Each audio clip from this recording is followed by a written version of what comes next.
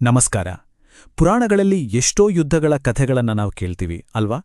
ಆದರೆ ಮಥುರೆಯಲ್ಲಿ ನಡೆದ ಒಂದು ದ್ವಂದ್ವ ಯುದ್ಧದ ಕಥೆ ಇದೆಯಲ್ಲ, ಅದು ತುಂಬಾನೇ ವಿಶೇಷವಾದದ್ದು. ಯಾಕಂದ್ರೆ ಇದು ಕೇವಲ ಒಂದು ಕುಸ್ತಿ ಪಂದ್ಯ ಆಗಿರಲಿಲ್ಲ, ಬದಲಿಗೆ ದೈವಿಕ ಸಂಕಲ್ಪ ಮತ್ತು ಮಾನವನ ಅಹಂಕಾರದ ನಡುವಿನ ಒಂದು ದೊಡ್ಡ ಸಂಘರ್ಷವಾಗಿತ್ತು. ಬನ್ನಿ, ಈ ರೋಚಕ ಕಥೆಯನ್ನ ಸ್ವಲ್ಪ ಆಳವಾಗಿ ನೋಡೋಣ. ನೋಡಿ, ಈ ಒಂದು ವಾಕ್ಯದಲ್ಲೇ ಇಡೀ ಘಟನೆಯ ಸಾರಾಂಶ ಇದೆ. ಇದು ಕೇವಲ ಶಕ್ತಿ ಪ್ರದರ್ಶನ ಆಗಿದ್ರೆ ಇಷ್ಟೊಂದು ಮಹತ್ವ ಪಡೀತಿರಲಿಲ್ಲ. ಇದು ಕಂಸನ ಅಧರ್ಮದ ಆಡಳಿತಕ್ಕೆ ಕೃಷ್ಣನು ಕೊಟ್ಟ ಒಂದು ಅಂತ್ಯ, ಧರ್ಮದ ವಿಜಯ. ಈ ಒಂದು ಹೋರಾಟ ಮಥುರೆಯ ಇತಿಹಾಸವನ್ನೇ ಬದಲಾಯಿಸಿಬಿಡ್ತು. ಭಾಗ 1. ಕಂಸನ ಕುತಂತ್ರ. ಸರಿ, ಹಾಗಿದ್ರೆ ಕಥೆಯಲ್ಲಿಂದ ಶುರುವಾಗುತ್ತೆ. ಯಾವುದೇ ದೊಡ್ಡ ಕಥೆ ಹಾಗೆ ಇಲ್ಲೂ ಒಬ್ಬ ಖಳನಾಯಕ ಇದ್ದಾನೆ, ಮಥುರೆಯ ಕ್ರೂರ ದೊರೆ ಕಂಸ. ಅವನ ತಲೆಯಲ್ಲಿ ಹುಟ್ಟಿಕೊಂಡ ಒಂದು ಮಾರಣಾಂತಿಕ ಸಂಚೆ ಈ ಇಡೀ ದ್ವಂದ್ವ ಯುದ್ಧಕ್ಕೆ ಕಾರಣವಾಗಿದ್ದು. ಕಂಸನ ತಲೆಯಲ್ಲಿ ಒಂದು ಪ್ಲಾನ್ ಓಡ್ತಾ ಇತ್ತು. ಅವನು ಕೃಷ್ಣ ಬಲರಾಮರಿಗೆ ಒಂದು ಭವ್ಯವಾದ ಆಹ್ವಾನವನ್ನ ಕಳಿಸ್ತಾನೆ. ಧನುರ್ಯಾಗ ಅಂತ ಒಂದು ದೊಡ್ಡ ಸಮಾರಂಭಕ್ಕೆ ಬನ್ನಿ ಅಂತ ಕರೀತಾನೆ. ಆದರೆ ಈ ಆಹ್ವಾನದ ಹಿಂದೆ ಇದ್ದಿದ್ದು ಪ್ರೀತಿಯಲ್ಲ, ಅದು ಸಾವಿನ ಬಲೆ. ಅವರನ್ನ ಮಧುರಲೇ ಕರೆಸಿ ಮುಗಿಸ್ಬಿಡ್ಬೇಕು ಅನ್ನೋದೇ ಅವನ ಉದ್ದೇಶವಾಗಿತ್ತು. ಕಂಸನ ಪ್ಲಾನ್ ಅಂದ್ರೆ ಸುಮ್ಮನೆ ಅಲ್ಲ, ಅದು 3 ಹಂತದ ಒಂದು ಪಕ್ಕಾ ಸ್ಕೆಚ್. ಮೊದಲನೇದಾಗಿ ಧನುರ್ಯಾಗ ಅಂತ ಒಂದು ಧಾರ್ಮಿಕ ಕಾರ್ಯಕ್ರಮದ ಮುಖವಾಡ ಹಾಕೋದು. ಆಮೇಲೆ ಆ ಸಂಭ್ರಮದ ಒಂದು ಭಾಗವಾಗಿ ಕುಸ್ತಿ ಪಂದ್ಯ ಇದೆ ಅಂತ ಘೋಷಿಸೋದು. ಕೊನೆಗೆ ತನ್ನ ಅಸ್ತ್ರಗಳಾಗಿ ಕೃಷ್ಣ ಬಲರಾಮರನ್ನ ಮುಗಿಸ್ಲಿಕ್ಕೆಂದೇ ದೈತ್ಯಾಕಾರದ ಮಲ್ಲರಾದ ಚಾಣೂರ ಮತ್ತು ಮುಷ್ಟಿಕರನ್ನ ಸಿದ್ಧವಾಗಿ ಇಟ್ಟಿದ್ದ. ಇದು ಒಂದು ಪರ್ಫೆಕ್ಟ್ ಪ್ಲಾನ್ ಆಗಿತ್ತು ಅವನ ಪ್ರಕಾರ. ಭಾಗ 2. ಅಸಮಾನ ಯುದ್ಧದ ಅಖಾಡ. ಸರಿ, ಕಂಸನ ಪ್ಲಾನ್ ಪ್ರಕಾರ ಈಗ ಎಲ್ಲರೂ ಮಥುರೆಯ ಕುಸ್ತಿ ಅಖಾಡದಲ್ಲಿ ಸೇರಿದ್ದಾರೆ. ಇಲ್ಲಿ ನಡಿಬೇಕಾಗಿದ್ದು ಒಂದು ಸ್ಪರ್ಧೆಗಿಂತ ಹೆಚ್ಚಾಗಿ ಅದೊಂದು ನಾಟಕೀಯ ಪ್ರಹಸನದಂತಿತ್ತು. ಯಾಕಂದ್ರೆ ಅಲ್ಲಿ ಎದುರಾಳಿಗಳನ್ನ ನೋಡಿದ ಯಾರಿಗೇ ಆಗ್ಲಿ ಇದು ನ್ಯಾಯವಾದ ಹೋರಾಟವೇ ಅಲ್ಲ ಅಂತ ಸ್ಪಷ್ಟವಾಗಿ ಗೊತ್ತಾಗ್ತಿತ್ತು. ಒಂದ್ಸಲ ಕಲ್ಪನೆ ಮಾಡ್ಕೊಳ್ಳಿ, ಅಖಾಡದಲ್ಲೇ ಒಂದ್ ಕಡೆ ಇನ್ನೂ ಹದಿಹರೆಯದ ಕೋಮಲ ಶರೀರದ ಕೃಷ್ಣ ಮತ್ತು ಬಲರಾಮ, ಇನ್ನೊಂದ್ ಕಡೆ ಅವರ ಎದುರಿಗೆ ನಿಂತಿರೋದು ಪರ್ವತದ ಹಾಗೆ ಕಾಣೋ ಅನುಭವಿ ಮಲ್ಲರಾದ ಚಾಣೂರ ಮತ್ತು ಮುಷ್ಟಿಕ. ನೋಡ್ದ ಯಾರಿಗಾದ್ರೂ ಇದು ಅಸಾಧ್ಯದ ಮಾತು ಅಂತಾನೆ ಅನ್ಸಿತ್ತು. ಅಲ್ಲಿದ್ದ ಜನರ ಪರಿಸ್ಥಿತಿ ಏನಾಗಿರ್ಬೇಡ, ಎಲ್ಲರ ಮುಖದಲ್ಲೂ ಆತಂಕ. ಅಯ್ಯೋ, ಈ ಚಿಕ್ಕ ಹುಡುಗರು ಈ ರಾಕ್ಷಸರ ಮುಂದೆ ಹೇಗೆ ಹೋರಾಡ್ತಾರೆ ಅನ್ನೋ ಭಯ ಎಲ್ಲರನ್ನೂ ಕಾಡ್ತಾ ಇತ್ತು.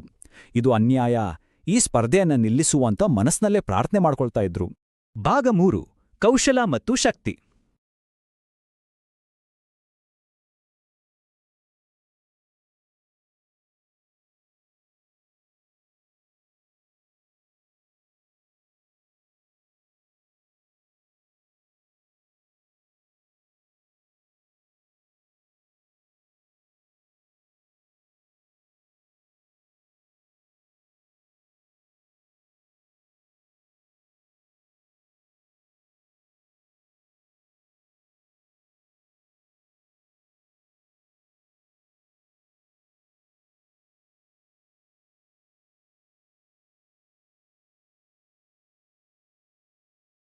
ಭಾಗ 3.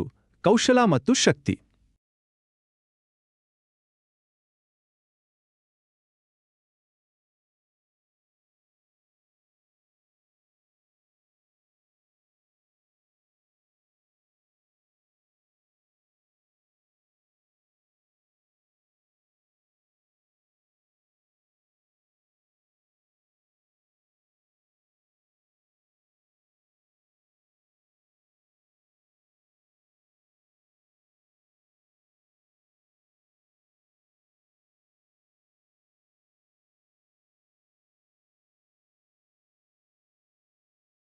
ಭಾಗ 3. ಕೌಶಲ ಮತ್ತು ಶಕ್ತಿ.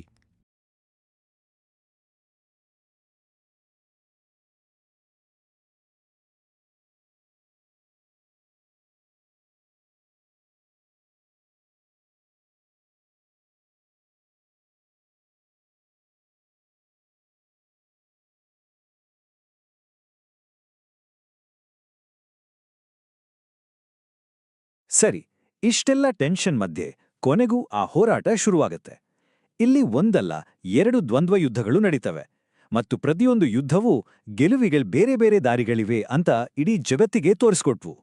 ಮೊದಲ ಹೋರಾಟ ಕೃಷ್ಣ ಮತ್ತು ಚಾಣೂರನ ನಡುವೆ. ಚಾಣೂರನಿಗೆ ತನ್ನ ದೇಹಬಲದ ಮೇಲೆ ಸಿಕ್ಕಾಪಟ್ಟೆ ನಂಬಿಕೆ. ಆದರೆ ಕೃಷ್ಣನ ಆಟವೇ ಬೇರೆ ಇತ್ತು. ಅವನು ಬಳಸಿದ್ದು ಶಕ್ತಿಗಿಂತ ಹೆಚ್ಚು ಯುಕ್ತಿ.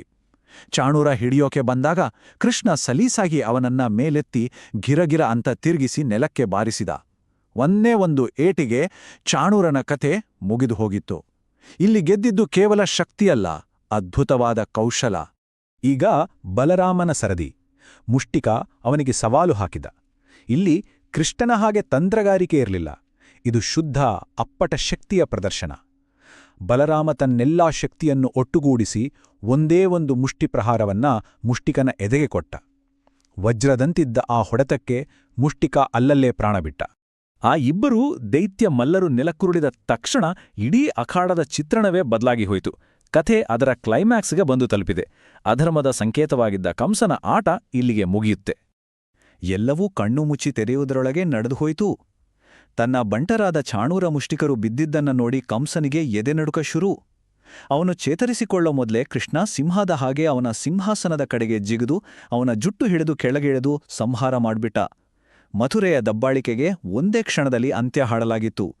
ಅಷ್ಟೇ, ಒಂದೇ ಕ್ಷಣದಲ್ಲಿ ಮಥುರೆಯ ಮೇಲೆ ಕವಿದಿದ್ದ ಕತ್ತಲು ದೂರವಾಗಿತ್ತು. ಕಂಸನ ಕ್ರೂರ ಆಡಳಿತ ಮುಗಿದು ಅಲ್ಲಿ ಮತ್ತೆ ಧರ್ಮ ಸ್ಥಾಪನೆಯಾಯಿತು. ಜನರ ಸಂಕಟ ಕೊನೆಗೂ ತೀರಿತ್ತು. ಭಾಗ 5 ಯುದ್ಧದ ಪಾಠಗಳು. ಆದರೆ ಈ ಕಥೆ ಕಂಸನ ಸಾವಿಗೆ ಮಾತ್ರ ಸೀಮಿತವಾಗಿಲ್ಲ. ಈ ಇಡೀ ಘಟನೆ ನಮಗೆ ಕೆಲವು ಬಹಳ ಆಳವಾದ ಪಾಠಗಳನ್ನು ಹೇಳುತ್ತೆ. ಅದರ ಸಾಂಕೇತಿಕ ಅರ್ಥ ಏನು ಅಂತ ಈಗ ನೋಡೋಣ. ಮೊದಲನೇ ಮತ್ತು ಅತಿದೊಡ್ಡ ಪಾಠ ಅಂದ್ರೆ ಅಹಂಕಾರದ ಬಗ್ಗೆ. ಚಾಣೂರ ಮತ್ತು ಮುಷ್ಟಿಕರಿಗೆ ತಮ್ಮ ಶಕ್ತಿ ಬಗ್ಗೆ ಎಂಥ ಗರ್ವ ಇತ್ತು ಅಂದ್ರೆ ತಮ್ಮನ್ನು ಯಾರೂ ಸೋಲ್ಸೋಕೆ ಸಾಧ್ಯವೇ ಇಲ್ಲ ಅಂತ ಅಂದ್ಕೊಂಡಿದ್ರು. ಆದರೆ ದೈವಿಕ ಸಂಕಲ್ಪ ಮತ್ತು ಧರ್ಮದ ಮುಂದೆ ಅವರ ಆ ಅಹಂಕಾರ ಅನ್ನೋದು ಪುಡಿ ಪುಡಿ ಆಯಿತು ಅನ್ನೋದನ್ನ ಈ ಕಥೆ ನಮಗೆಲ್ಲ ತೋರಿಸ್ಕೊಡುತ್ತೆ. ಎರಡನೇ ಪಾಠ, ಇದು ತುಂಬಾನೇ ಮುಖ್ಯವಾದದ್ದು.